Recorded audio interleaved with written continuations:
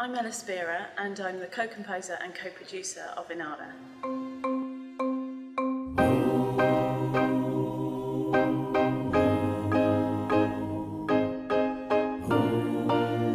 Inala is quite a difficult one to describe because it does sit in between quite a lot of different categories, so to speak.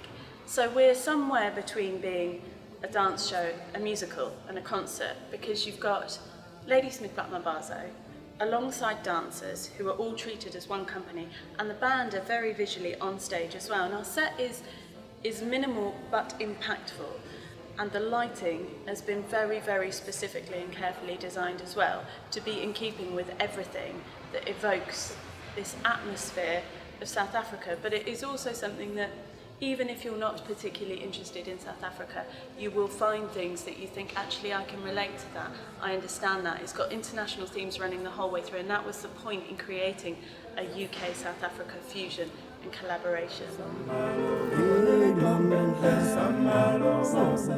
One of the things we did with Inala was we worked with this amazing film sound designer called Adrian Rhodes, who is a television and film sound designer.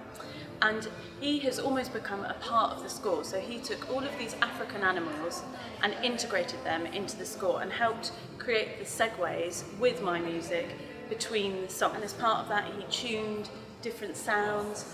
And I think that in itself has helped to evoke a whole atmosphere with the lighting, with the sound, with the music, with Mambazo on stage, with the dancers, with the band visually on stage as well. It is a very unique production that sort of sits somewhere between being a dance show, a musical and a concert, all in one.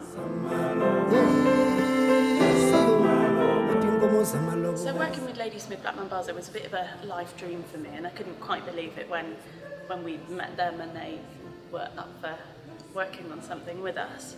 And I suppose there are several things that are really rewarding for me as a composer, and one is that Joseph Shabalala, as the founder of Ladysmith Black Mambazo and as the person who Mandela heralded as the cultural ambassador for South Africa, is an incredible man. So he has this huge amount of spirituality and love and kindness towards people, so that in itself was a huge gift. But also, and probably foremost, is their artistic qualities and the harmonies that they bring to every project that is so natural and so instinctive and so organic. That was really what I felt was special for me, and also a juxtaposition for what I could bring to them, and that's what worked.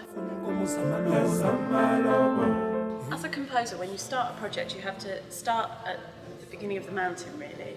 You look up at it, and you think, what is it that I'm creating here? And as a production music composer, it's all about the visual, and I am always thinking about the visual that I'm serving, and what comes along with that is the emotion, the feeling, the tone, and the setting and the location of it. And so what that is depends on what I write and how I write for it. But I'm always also thinking about an arc and thinking about the ebb and flow of a piece of music.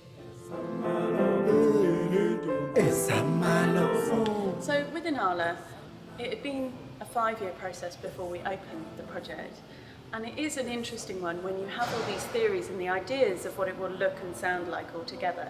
And then when it's actually on a stage and physically every element has come together, there are things that are inevitably completely different.